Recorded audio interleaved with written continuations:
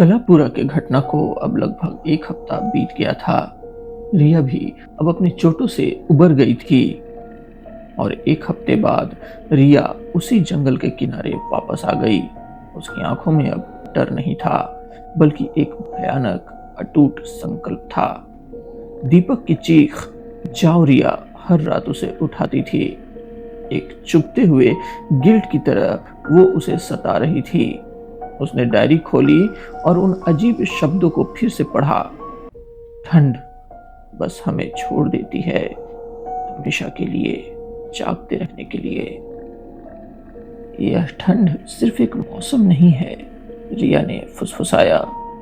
यह एक तकनीक है या एक रसायन जो शरीर को संरक्षित रखता है, उसे न मरने देता है और न ही पूरी तरह से जीने। उसने डायरी के अंतिम पन्नों पर पाए गए एक धुंधले नक्शे को देखा जो शहर के पुराने चिकित्सा अनुसंधान केंद्र को इंगित कर रहा था। इटर्नल फ्रिज का स्रोत। रिया ने टूटी हुई बाड़ को फिर से पार किया। शहर अब शांत नहीं, बल्कि एक भयानक सन्नाटे में घिरा हुआ था।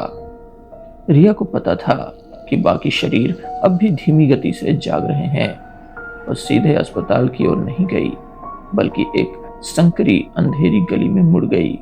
डायरी में लिखा था कि अस्पताल के कोल्ड स्टोरेज के नीचे एक सुरंग थी। अस्पताल की पिछली दीवार के पास रिया को उस सुरंग का प्रवेश द्वार मिल गया। एक जंग लगा भारी धातु का दरवाजा। रिया ने उसे खोलने के लिए अपने कटर का इस्तेमाल किया। हर आवाज पर वह चौकन्नी हो जाती थी। जैसे ही वो अंदर घुसी, एक तेज बर्फीली हवा का झोंका आया, जिससे उसके पूरे शरीर में सिहरन दौड़ गई और उसकी सांसें जम गई। अब रिया एक विशाल भूमिगत कक्ष में थी। यह एक प्रयोगशाला थी जो दशकों से बंद थी, लेकिन अभी भी काम कर रही थी। दीवार पर एक बड़ा भयानक कंट्रोल पैनल था, जिसके ऊपर इटर्नल फ्रिज लिखा हुआ था और उससे नीली ठंडी भाप निकल रही थी। यह वही ठंड है जो उन्हें जिंदा लाश बनाए रखती है, रिया ने ऐसा सोचा। कंट्रोल पैनल के ठीक पास एक बड़े से शीशे के चैम्बर में रिया ने दीपक को देखा। वह एक कुर्सी पर बैठा था। उसकी आंखें तो खुली थीं, लेकिन वो पत्थर जैसी थीं, जैसे उसकी आत्मा फ्रीज हो गई हो। और उसी चैम्बर में एक मम्मी जैसा शरीर दीपक के पीछे खड़ा था, जैसे उसने दीपक को अपना गुलाम बना लिया हो। रिया ने डायरी का अंतिम पन्ना खोला। इसे रोकने का सिर्फ एक ही तरीका है, मुख्य कंडेंसर का तार तोड़ना। अगर ठंड टूट गई तो सब कुछ तेजी से खत्म हो जाएगा। उसका हाथ कंट्रोल पैनल के पास रखे एक भारी तांबे के तार पर गया। हर पल अब दीपक की जान के लिए बहुत ही कीमती थी। रिया ने तांबे के उस तार को इतनी ताकत से खींचा कि उसके हाथों में जलन होने लगी।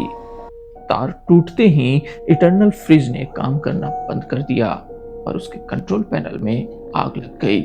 अब उस चैम्बर में खड़ा मम्मी जैसा शरीर निष्क्रिय हो चुका था और अब रिया दीपक के पास जा सकती थी।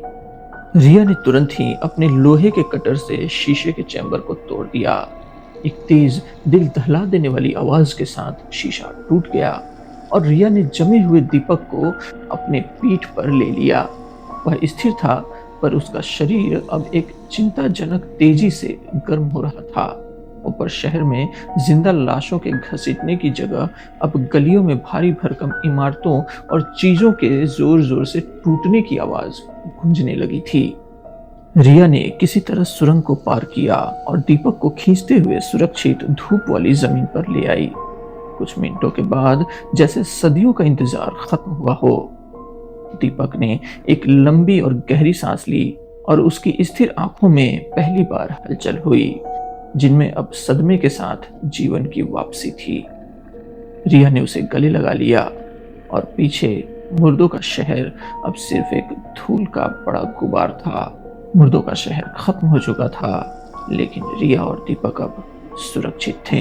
तो दोस्तों, आपको हमारी ये कहानी कैसी लगी कमेंट में ज़रूर बताएं।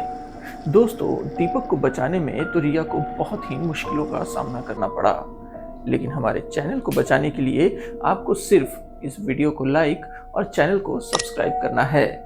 दोस्तों, इस वीडियो के लिए टारगेट करते हैं सिर्फ और सिर्फ 100 लाइक्स का। मैं हूं आपका स्टोरी टेलर आशीष। मिलते हैं अपनी अगली कहानी में। तब तक के लिए धन्यवाद।